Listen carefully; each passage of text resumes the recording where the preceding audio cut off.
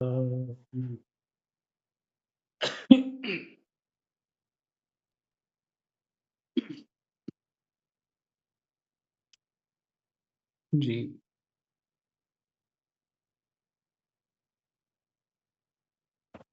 सुन पा रहे हैं सभी? जी महाराज जी, बिल्कुल क्लियर है आवाज आपकी। राम राम महाराज जी। ठीक है जी, राम राम।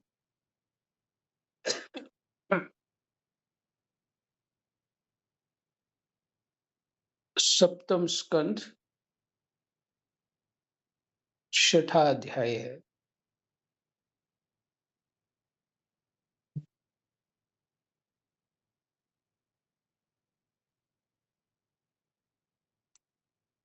कृष्णाय वासुदेवाय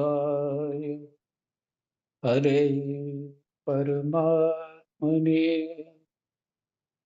प्रणतः क्लेशनाशाय गोविन्दाय नमो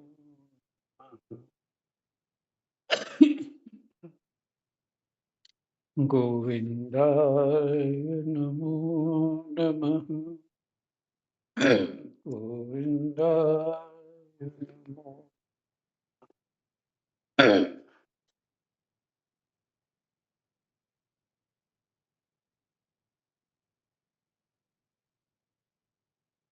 छठा अध्याय और प्रहलाद जी का असुर बालकों को उपदेश।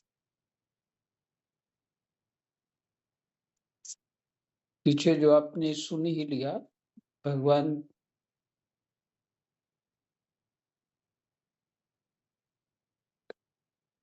भगवान स्वरूप प्रहलाद जी हैं। जो भी उनकी स्थिति है, भगवत चिंतन करते करते भगवत रूप हो चुके, तभी उनको किसी तरह का कोई भी क्लेश नहीं हुआ और मृत्यु भी उनको कुछ नहीं कर पाई। सभी उपाय देखे, आपने सुने कि सभी उपाय हिरण्याकशिपु जैसा व्यक्ति करके थक गया और डर गया, फिर भी जो गुरुपुत्रों ने, प्रहलाद के गुरुपुत्रों ने, यानी शुक्राचार्य जी के पुत्रों ने प्रहलाद जी को हिरण्याकशिपु को संतावना दी कि नहीं, संग से बदल जाएगा, अवस्था बड़ी होगी तो बदल जाएगा, और इसका स्वभाव बदल जाएगा, माने दैत्य स्वभाव को, आसुरी स्वभाव को प्राप्त हो जाएगा।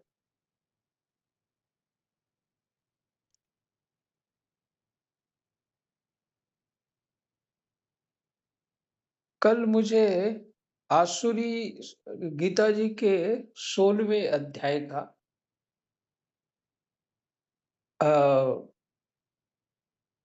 हिंदी पाठ कोई भी सुना दे तो फिर इसके ऊपर चर्चा करेंगे। आसुरी स्वभाव होता क्या है?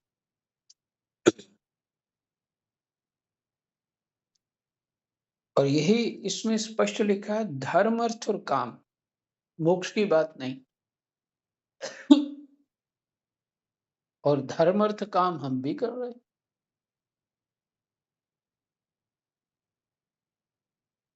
तो ये गहरी बात को समझना है। हमारा धर्म अर्थ यज्ञ स्वरूप है।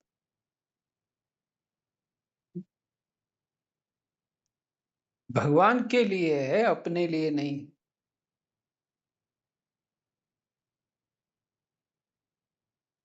सत्संग से ये बुद्धि प्राप्त हो जाएगी। हमारा धर्म अर्थ काम भगवान के लिए, अपने लिए नहीं। सत्संग से ये बुद्धि प्राप्त हो जाएगी।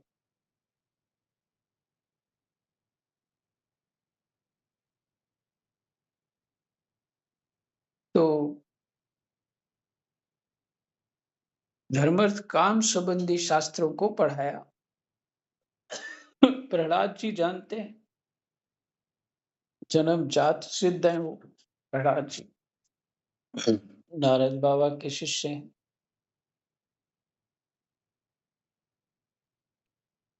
तो प्रहलाद जी को उनकी बातें बिल्कुल अच्छी नहीं लगती और प्रहलाद जी समय पाकर सभी बालकों को बुला लेते हैं प्रेम से और उनको भगवत चर्चा सुनाने लगते हैं। करुणा करके कि इन जीव जो दुखी हैं इनका कल्याण हो जाए। और प्रहलाद जी बहुत छोटी अवस्था उनकी। तो ये हमने सुबह पढ़ा था और अभी जो है प्रहलाद जी का असुर बालकों को उपदेश। तो असुर शब्द चित्त में आते ही मुझे गीता जी की 16वें अध्याय में जो दैवीय संपदा और असुर संपदा क्या किसको कहते हैं वो सुनना चाहिए। कल कोई भी तैयारी कर ले, थोड़ा मुझे वो हिंदी सुनाएगा और उसके सुन के जो समझ आएगा उसके ऊपर मैं भी अपना विचार रखूंगा।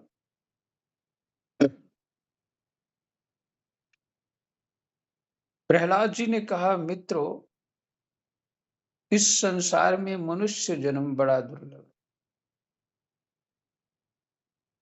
इसके द्वारा अविनाशी परमात्मा की प्राप्ति हो सकती है।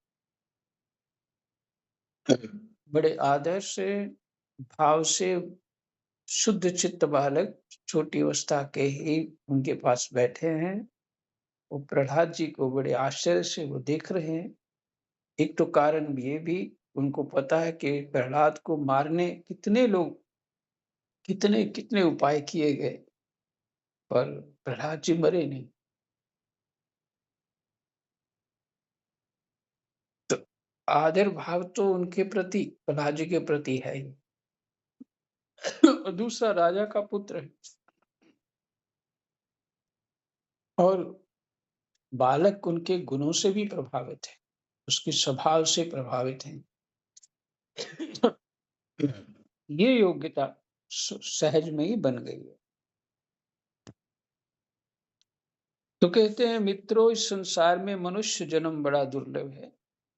इसके द्वारा विनाशी परमात्मा की प्राप्ति हो सकती है, परंतु पता नहीं कब इसका अंत हो जाए। इसलिए बुद्धिमान पुरुष को बुढ़ापे या जवानी के भरोसे न रहकर बचपन में ही भगवान की प्राप्ति कराने वाले साधनों का अनुष्ठान कर लेना चाहिए।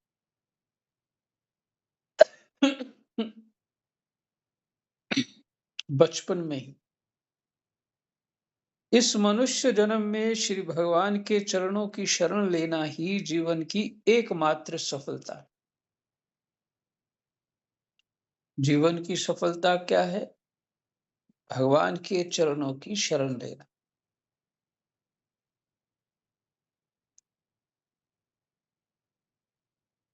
हे स्वामी राम सुखदास जी कहते हैं, हे प्रभु, मैं आपका हूं, मैं आपका हूं। तो ये शरण लेना, क्योंकि भगवान समस्त प्राणियों के स्वामी, सुहृद, प्रियतम और आत्मा है।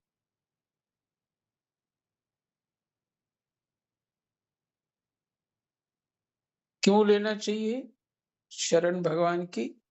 भगवान ही समस्त प्राणियों के स्वामी हैं, सुहृद हैं, प्रियतम हैं और आत्मा है, माने हमारा ही स्वरूप है। आत्मा माने हमारे भीतर तो आत्मा ही है, माने हमारा ही स्वरूप है।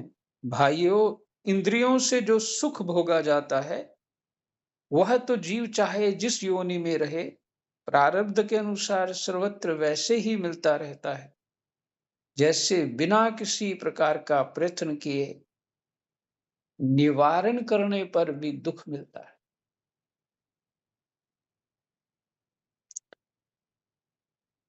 बहुत मार्मिक बात है, ध्यान देने योग्य।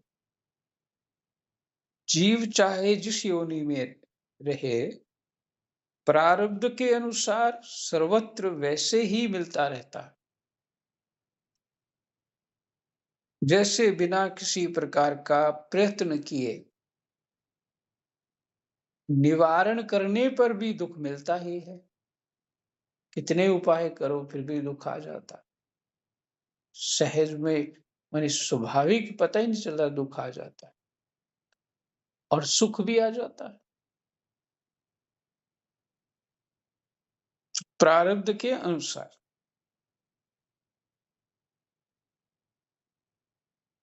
हम्म कहते हैं इंद्रियों से जो सुख भोगा जाता है, जो तुम्हारा प्रारब्ध है उसके अनुसार उसको आना ही है और जाना ही। सुख और दुख आना ही है और सुख दुख जाना भी है। इसलिए सांसारिक सुख के उद्देश्य से प्रयत्न करने की कोई आवश्यकता नहीं, क्योंकि वो प्रारब्ध के अधीन है। इसलिए सांसारिक सुख के उद्देश्य से प्रयत्न करने की कोई आवश्यकता नहीं, क्योंकि स्वयं मिलने वाली वस्तु के लिए परिश्रम करना आयु और शक्ति को व्यर्थ गंवाना है। अब देखिए इसमें वैसे तो और पढ़ के ये बात बोलनी चाहिए, तो पहले ही सुना रहा हूं, क्योंकि आगे पढ़ने पर हो सकता है बात बदल जाए।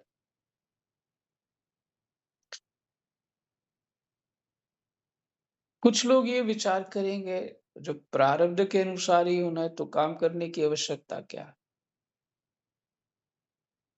ये प्रश्न उठता है ना, फिर मस्त में रहो। अरे प्रारब्ध के अनुसार ही हमें काम करने की इच्छा होती है। जो होना होता है वैसा मन बुद्धि वैसा बदल जाता है, उसके अनुसार ही करता है। और जिसकी जिसका नहीं होना होता वो बैठा रहता है, प्रारब्ध के अनुसार मिल ही जाएगा ऐसा विचार कर लेता, तो उसको कुछ नहीं मिलता। प्रारब्ध में जो है उसको भी पाने के लिए प्रयास करना ही पड़ता है।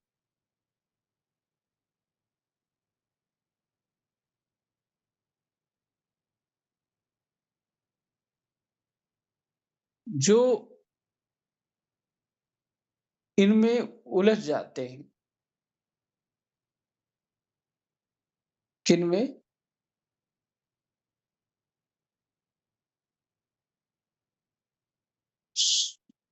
सुख प्राप्ति और दुख निवारण में। सुख प्राप्ति में और दुख निवारण में उलझे रहते हैं। प्रमाण क्या है? जब से परमात्मा से हम बिछड़े, अर्थात हमने अज्ञान को स्वीकार किया है, भगवान की शक्ति को स्वीकार कर लिया है, तब से हम सुख के लिए प्रयत्न कर रहे हैं और दुख का निवारण कर रहे हैं। और अनंत जन्म हो चुके हैं, इन्हें नहीं जाएंगे।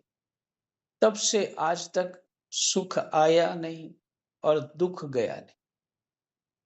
अगर सुख आ गया होता तो नया जन्म क्यों होता? और दुख गया नहीं, प्रयास तो कर रहे हैं, पर सुख आया नहीं, दुख गया नहीं।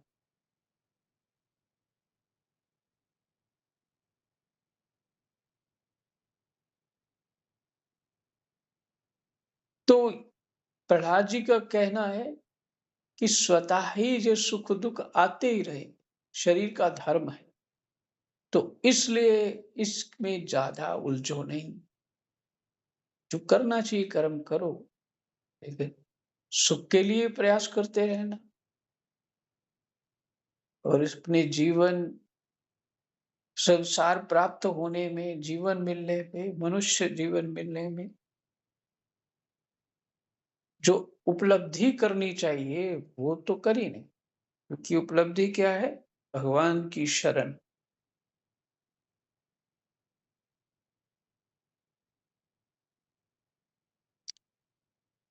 यही सफलता है, भगवान की शरण। तो कहते हैं जो इन सुख दुखों में उलझ जाते हैं उन्हें भगवान के परम कल्याण स्वरूप चरण कमलों की प्राप्ति नहीं होती,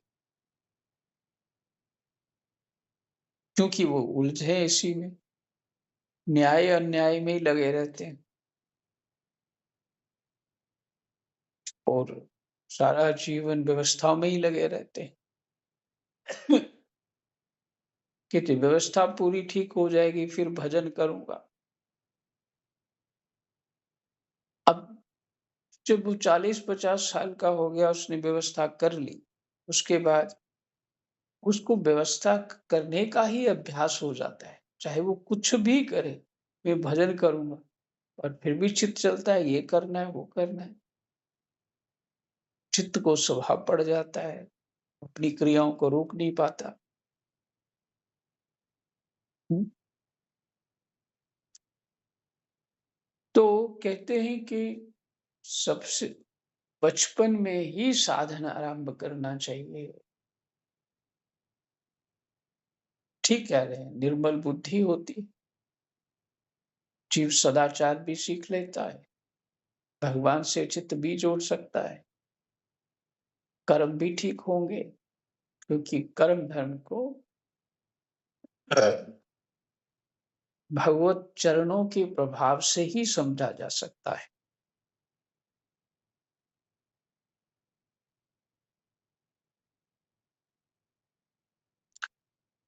हमारे सिर पर अनेकों प्रकार के भय सवार रहते हैं, इसलिए यह शरीर जो भगवत प्राप्ति के लिए पर्याप्त है,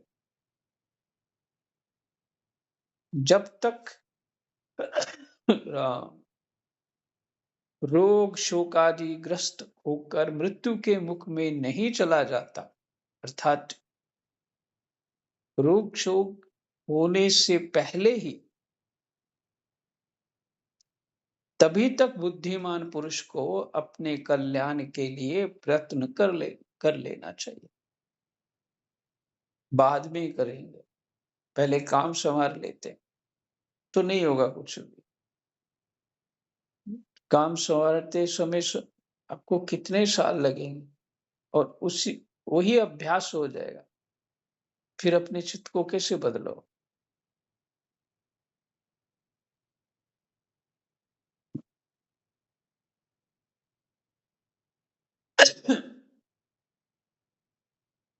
क्योंकि ये सब समझना निर्मल बुद्धि का, निर्मल मन का, बच्चों की तरह बुद्धि हो तो उसको ये सारी बातें हृदय में बैठ जाती,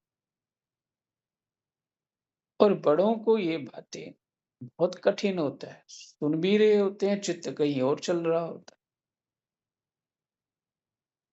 पर हृदय में बैठ नहीं पाती बात। तो कहते हैं बचपन में ही कर लेना चाहिए, क्योंकि रोगग्रस्त भी जीव हो सकता है, शोकग्रस्त भी हो सकता है। तभी तक बुद्धिमान पुरुष को अपने कल्याण के लिए प्रयत्न कर लेना चाहिए। मनुष्य की पूरी आयु 100 वर्ष की, जिन्होंने अपनी इंद्रियों को वश में नहीं कर लिया है, उनकी आयु का आधा हिस्सा तो यूं ही बीत जाता है, क्योंकि वे रात में घोर तमोगुण अज्ञान से ग्रस्त होकर सोते रहते हैं। बचपन में उन्हें अपने हित अहित का ज्ञान नहीं रहता। कुछ बड़े होने पर कुमार अवस्था में वे खेल कूद में लग जाते हैं। इस प्रकार 20 वर्ष का तो पता ही नहीं चलता। जब बुढ़ापा शरीर को ग्रस लेता है, तब अंत के 20 वर्षों के कुछ करने धरने की शक्ति ही नहीं रह जाती। रह गई बीच की कुछ थोड़ी सी आयु, उसमें कभी ना पूरी होने वाली बड़ी बड़ी कामनाएं, बलात् पकड़ रखने वाला मोह है, और घर द्वार की वह आसक्ति है जिससे जीव इतना उलझ जाता है कि उसे कुछ कर्तव्य अकर्तव्य का ज्ञान ही नहीं रहता।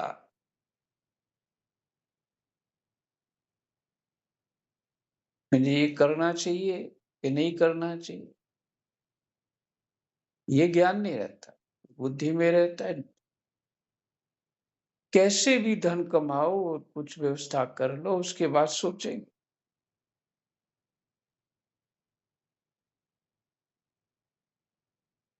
तो यही हुआ, कैसे भी का अर्थ कि कैसे भी धन कमाया तो कर्तव्य अकर्तव्य का ज्ञान नहीं रहता। इस प्रकार बची खुची आयु भी हाथ से निकल जाती। वो इतना उलझ जाते हैं सभी जीव, भले ही पाठ सुन रहे होंगे, पर पाठ सुनते सुनते बुद्धि कुछ और भी सोच रही, और इस समय और काम ज्यादा याद आए, एकाग्र होके नहीं सुन पाए।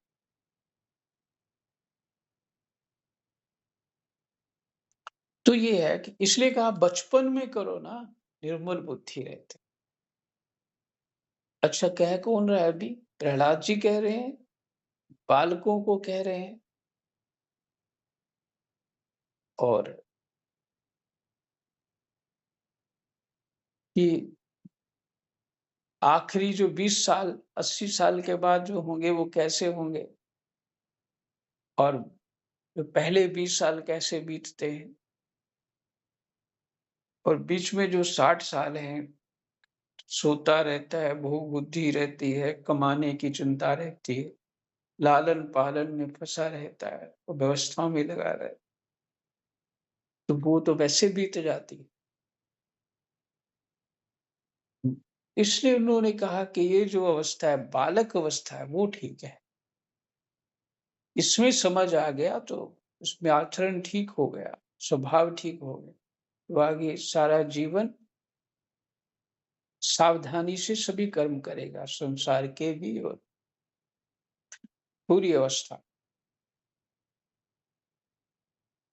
दैत्य बालको, जिसकी इंद्रियां वश में नहीं है, ऐसा कौन सा पुरुष होगा जो घर गृहस्थी में आसक्त और माया ममता की मजबूत फांसी में फंसे हुए अपने आप को उससे छुड़ाने का साहस कर सके।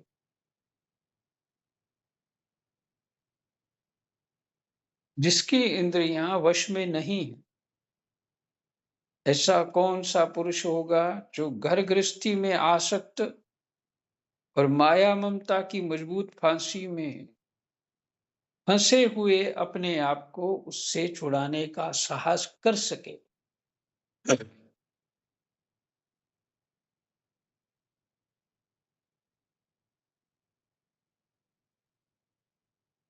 इंद्रियों के जो इंद्रियों के नियंत्रण में जो जीव पहले ही आ चुका, वो तो कोई साहस नहीं कर पाए, अर्थात उसका इससे बाहर निकलना बहुत कठिन। जिसे चोर सेवक जिसे चोर सेवक एवं व्यापारी अपने अत्यंत प्यारे प्राणों की भी बाजी लगाकर संग्रह करते हैं,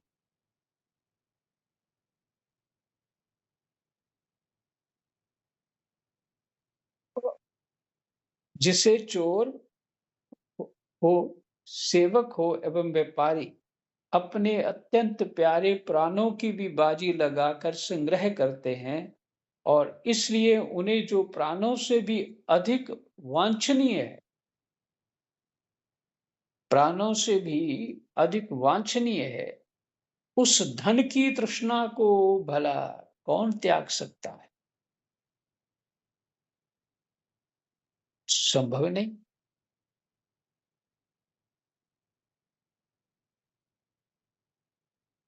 20 साल के बाद ये शुरू हो जाता है।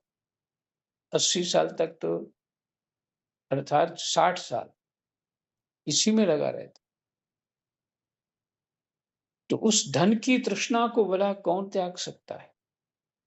जो अपनी प्रियतमा पत्नी के एकांत सहवास, उसकी प्रेम भरी बातों और मीठी-मीठी सलाह पर अपने को निछावर कर चुका है। भाई-बंधु और मित्रों के स्नेह पाश में बंध चुका है और नन्हे-नन्हे शिशुओं की तोतली बोली पर लुभा चुका है। भला वह उन्हें कैसे छोड़ सकता है?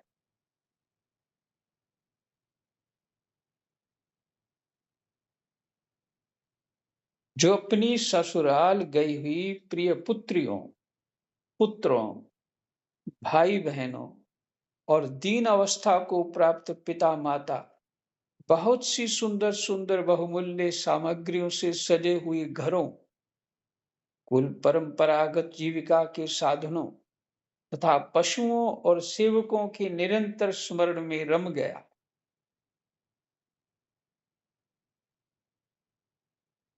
इन सब में निरंतर स्मरण में रम गया। वह भला उन्हें कैसे छोड़ सकता है?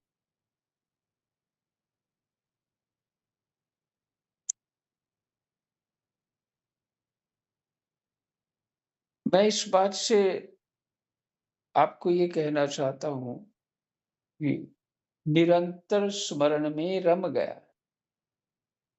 कभी-कभी मैं ये सोचता हूँ,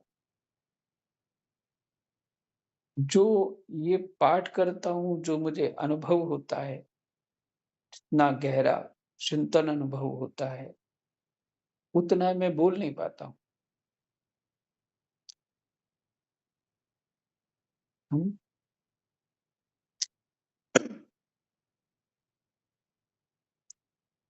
और जिनका स्मरण छूटता ही नहीं है संसार की तरफ से, संसार के निरंतर स्मरण में जो रम चुके हैं,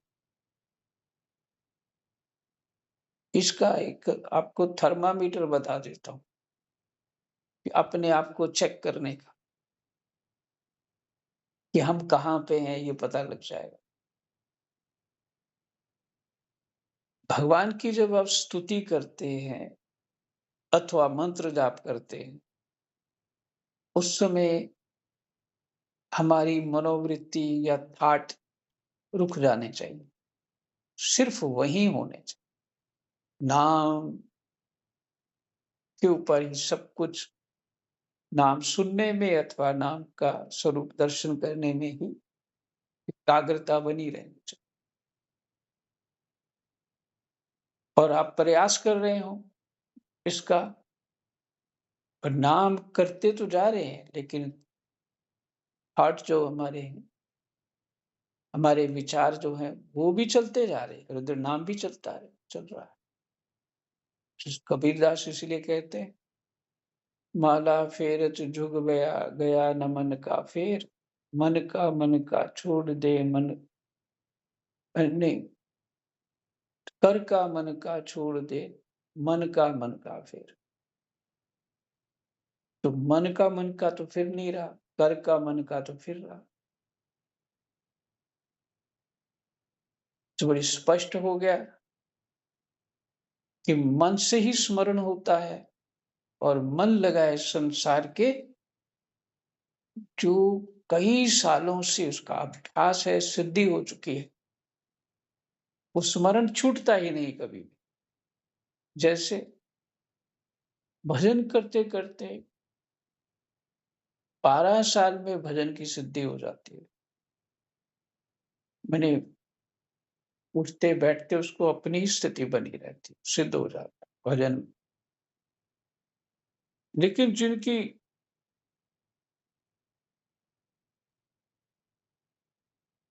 60 साल तक उनकी वही स्थिति है, या 10, 12, 20, 25 साल तक उन्होंने वही किया, तो उनका स्मरण वहां से हटेगा कैसे? मैं इसलिए बोल रहा हूं आप लोगों को, मैं अपनी अनुभूति ये करता हूं। शाम की आरती जब मैं करता हूं तो समय चित्त मुझे 1 घंटा पहले अपना उस भाव में समाहित करना पड़ता है। फिर मैं अपने चित्त को स्तुति में रोक पाता हूँ। और यदि कोई आया, मेरे से बातचीत हो गए, चाहे सत्संग की बात करें,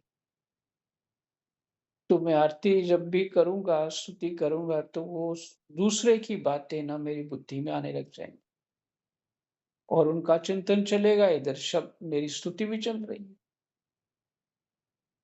तो जो कर रहे हो साधना, उस पे पूरा स्मरण, चिंतन उसी पे रहे, होना चाहिए। अगर नहीं हो रहा, नाम जप कर रहे हैं तो हुँ, और मन सब जगह घूम रहा है, इधर नाम जप भी हो रहा है।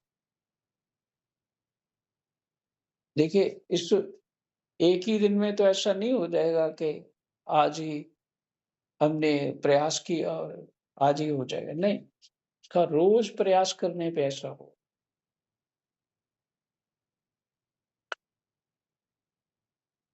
और सबके बस की बात नहीं है, पर मुझे एकांत रहने से बहुत लाभ। कुछ सोच सोच कुछ भी चित्त में नहीं रखी सालों साल, उससे लाभ हुआ ऐसा। तो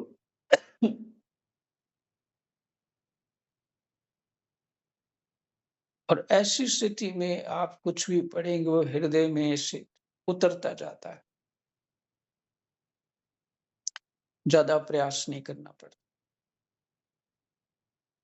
जब भी भजन साधन में हमारा कहीं भी चित्त ना जाए, उस समय वही चित्त रहे, ठीक है, समझिए कि हमने अपने ऊपर नियंत्रण कर लिया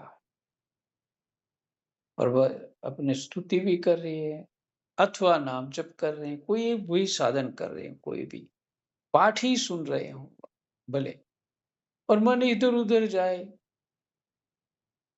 तो समझिए फिर पाठ सुन नहीं रहे। 3 साल तक मैं अपनी बात सुना रहा हूँ, 3 साल तक वृंदावन में मैं कथा सुनता रहा। और जब अच्छी-अच्छी बातें आती उसमें कि भजन साधन के बारे में, कि जो भजन साधन करता है, वो उसके ऊपर भगवान की कृपा है, हैं? देवताओं की कृपा है, पितरों की कृपा है, या इस तरह के शास्त्रों के बहुत सारे वचन हैं। तो मैं वो सारी अच्छी-अच्छी बातें अपने ऊपर घटा लेता। ये पहले 3 साल की बात बता रहा हूँ। और जब अच्छी बातें नहीं आती, खराब बातें कि संसार में क्या कलेश है और इन जीवों को अपने कामनाओं के कारण नरकों में ही जाना पड़ता है। कामना पूर्ति भी नहीं होती और नरकों में भी जाना पड़ता है। इत्यादि बातें। तो ये बातें दूसरों पे घटा लेता है, गला घटा लेता था और खुश रहता था। और क्या हुआ, 3 साल बाद कुछ कारण से ना बुद्धि बदलने लग गई। ये क्या हो रहा है? क्या कर रहा हूँ मैं?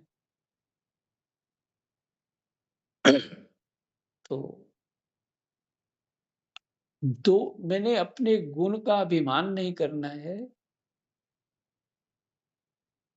गुण के कारण प्रसन्न नहीं होना है। मुझे करना क्या है?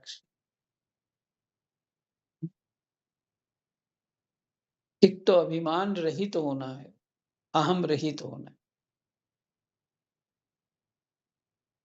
और जो दोष हैं अपने, जो दोष कहे गए हैं, वो मेरे में है कि नहीं? उनको दूर करने का प्रयास करना है। ये जो गुण है, जिनके लिए तुम खुश हो जाते हो, ये तुम्हारे नहीं है। ये दूसरों में तो हो सकते हैं, पर तुम में नहीं। कि दोष वाली स्थिति जो तुम्हें अपने आप में देखनी चाहिए। कौन से दोष हैं, अपने वो चेक करो, उसमें निवारण करो। तो 3 साल बाद समझ में आया।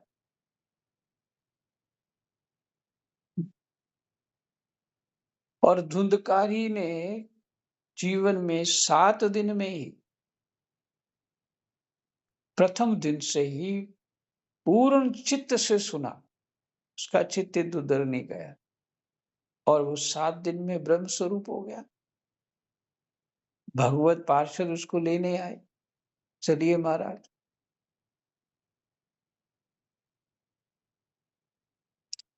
और हम पूरी उम्र सुनते रहेंगे।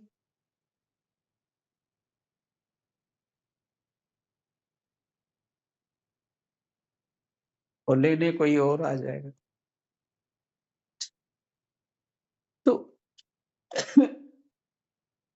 मन और बुद्धि पूरा नहीं देंगे, तो फिर क्या लाभ हुआ? ऐसे ड्यूटी बजाते रहे।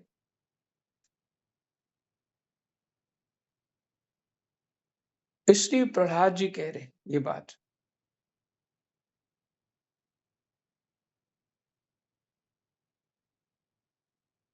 सेवकों के निरंतर स्मरण में राम राम।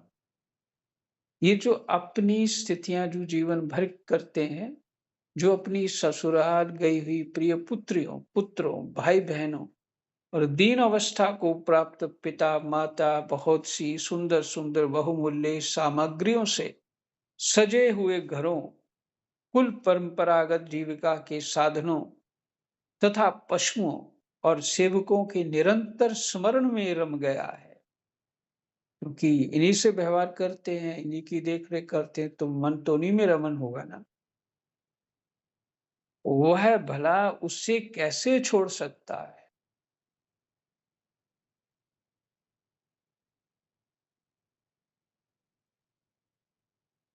जो जननेन्द्रिय और रसनेन्द्रिय के सुखों को ही सर्वस्व मान बैठा है, जिसकी भोग वासनाएं कभी तृप्त नहीं होती, जो लोभवश कर्म पर कर्म करता हुआ रेशम के कीड़े की तरह अपने को और भी कड़े बंधन में जकड़ता जा रहा है और जिसके मोह की कोई सीमा नहीं, वह उनसे किस प्रकार विरक्त हो सकता है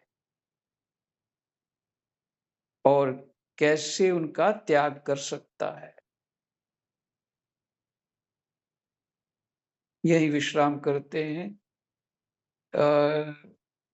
श्लोक 13 श्लोक पाठ हो गए। ठीक है, स्मरण रखेंगे। कृष्णाय वासुदेवाय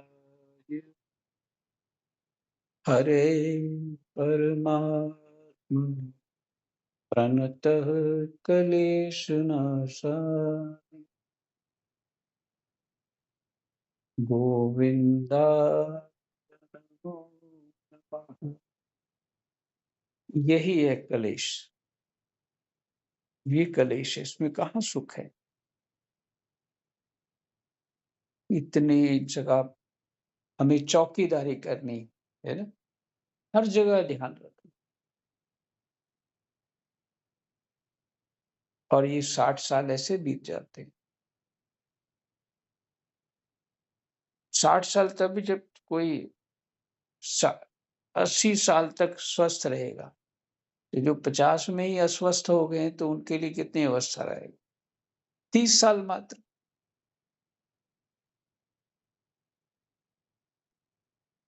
तो उसमें भी वो ठीक से नहीं कर पाएगा। इसलिए प्रहलाद जी ने कहा बचपन ही ठीक है। और बचपन में पेड़ की टहनियाँ, माने जैसे पेड़ होता है उसकी टहनियाँ सीधी-सीधी रहें तो सीधी-सीधी बढ़ती हैं। और यदि बचपन में अपने आप को सँवार लिया तो ठीक है। आगे पूरा जीवन ठीक चलेगा, सही धर्म कर्म होगा। और यदि बचपन में खेल-कूद में गँवा दिया, बाद में क्या होगा? क्योंकि फिर तो समस्याएँ बढ़ती ही जाती हैं। कमाना है, विवाह करना है और फिर पालना है, फिर तो और कुछ बहुत कुछ होता है, सब जानते हैं। इसलिए उन असुर बालकों को उपदेश प्रहलाद जी ने कर रहे हैं। और जो मुख्य बात आज है कि स्मरण किसका होता रहता? अपने स्मरण को सदा विचार करते रहो कि मेरा स्मरण कहाँ है इस समय? मेरा स्मरण कहाँ है इस समय?